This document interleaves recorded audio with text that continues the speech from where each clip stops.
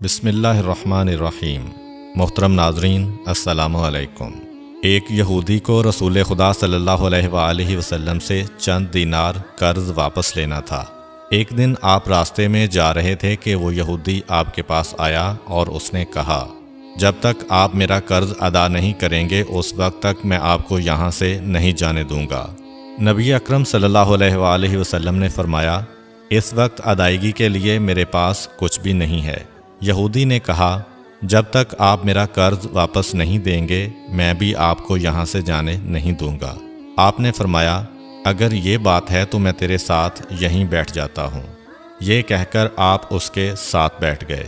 جیسے جیسے وقت گزرتا گیا آپ کے صحابہ وہاں جمع ہوتے گئے۔ جب انہوں نے یہودی کی یہ جسارت دیکھی تو انہوں نے اس کو سزا دینے کا ارادہ کیا۔ آپ نے انہیں ہر طرح کی تادیبی کارروائی سے روک دیا اور فرمایا کہ تم دور چلے جاؤ۔ حکم رسول کے تحت صحابہ دور چلے گئے۔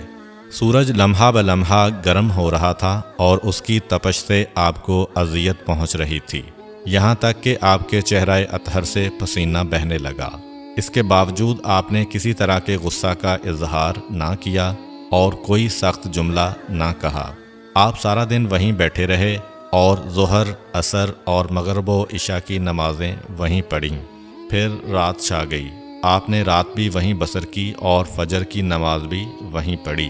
صحابہ یہودی کو ڈرانے دھمکانے لگے۔ آپ نے فرمایا، تم اس سے یہ کیسا سلوک کر رہے ہو؟ صحابہ نے کہا، یا رسول اللہ، اس کی یہ جرت کہ آپ کو یرغمال بنا کر اپنے پاس بٹھا لے۔ آن حضرت صلی اللہ علیہ وآلہ وسلم نے فرمایا، اللہ نے مجھے اس لیے نہیں بھیجا کہ میں کسی ہم پیمان یا کسی اور پر ظلم کروں۔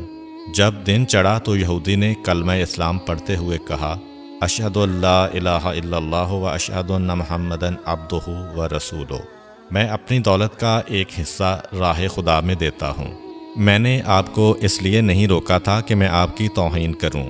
اس ذریعے سے میں آپ کے پیمانہ صبر کو آزمانا چاہتا تھا، کیونکہ تورات میں نے آپ کی یہ صفت پڑھی ہے، محمد بن عبداللہ مکہ میں پیدا ہوگا اور طیبہ کی طرف ہجرت کرے گا۔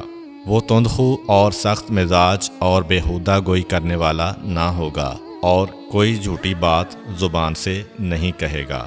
اس طرح سے میں نے آپ کو یہاں رکھ کر اس بات کی تصدیق کی ہے کہ تورات نے بالکل سچ کہا تھا۔ رسول اکرم صلی اللہ علیہ وآلہ وسلم مبعوث برسالت ہونے کے 3 سال بعد تک خفیہ طور پر دعوت اسلام دیتے رہے۔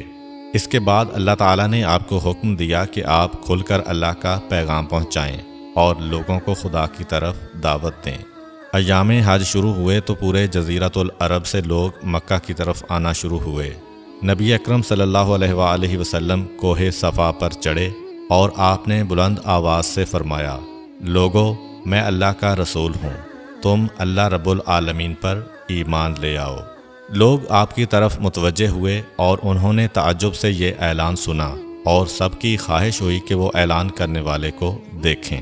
پھر آپ صفا سے اتر کر مروہ آئے اور وہاں پر بھی آپ نے 3 بار یہی اعلان کیا۔ جب ابو جہل نے آن حضرت صلی اللہ علیہ وآلہ وسلم کا یہ اعلان سنا تو اسے سخت غصہ آیا۔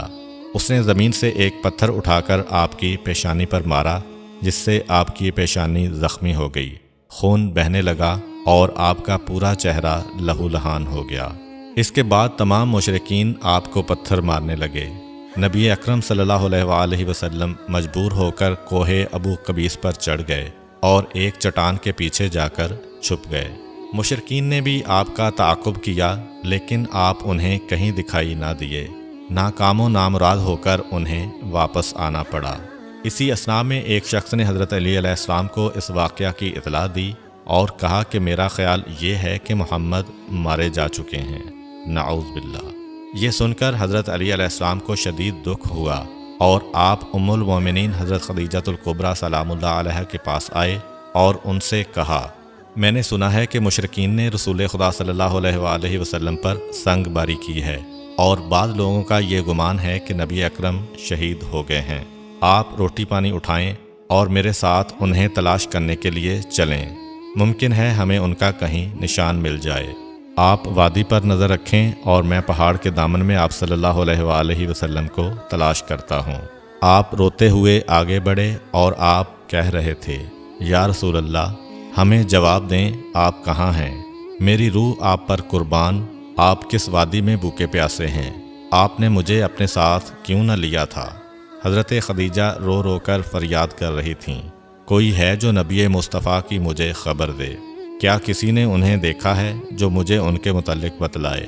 اس وقت جبریل امین علیہ السلام رسول خدا صلی اللہ علیہ وآلہ وسلم پر نازل ہوئے۔